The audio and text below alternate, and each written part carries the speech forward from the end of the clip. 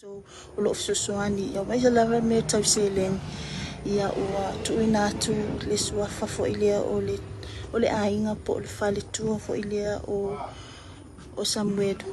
I may say for imbo le money transfer, MoneyGram, Western Union, EC Pacific, EC Maisi lava money transfer sefia mai elo selen. Yeah, waftailo tofo ais Samoa. Cheers. Waleva lawan tawana mawale unga ole mata upule waleva tawana mawale unga ya le fa ta ala vai tua fa pe e ala lo manatu hoile waka kaulanga mo dia kangi oi e ka ko ke ro matanga ta le sa fa mai e la fo tupe atu e watu so ani fai to tongi e le lo ya sem ai o mai la vai le so e le ya mase me kasi o fai o lo no winga sa ta tau le matanga luenga na pa siri lo i tangata nei.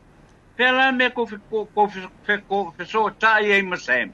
Ma kau ya sem me le progress o le case. Ai le ai ma sem wa fai su nga kupe. Le ala wa paka lufa pe su nga kupe sa fai mo sem. Ka ko ke le lo foi pe wa ave pe le ai. Ia me nga le wa kupu ngai wa fai su nga kupe. Ia leo moro aua kufa penga ia le ngava enga. Sua ngā kupe mo ko ngai le lo ia sem. O la le progress le wa ye nei. Rono winga nga le o mai ia vaku kupe kangaka. Ai le ma se me o fatinoa. E pe tu langa na ho le kake la foi lava lawa wa taulo foi. Ona sila fiel te mai tai pal miel mele sa tupu. Rono winga o tau na tapa loa ia leo. Po dia o maloka ka ngai le ai. E fai su nga kupe foi le ya sem. Wale wa fai su nga kupe va kupe nga. Ai le ma se me o fai. Lo no winga wa ta na fatino le tula pono. Ai le foi sa nga o le ye le tula pono. Ai le o fatino le o fatino le tula pono. E ta na fatino le tula pono. Ya wane ye se ana o se tangata foi le va pea.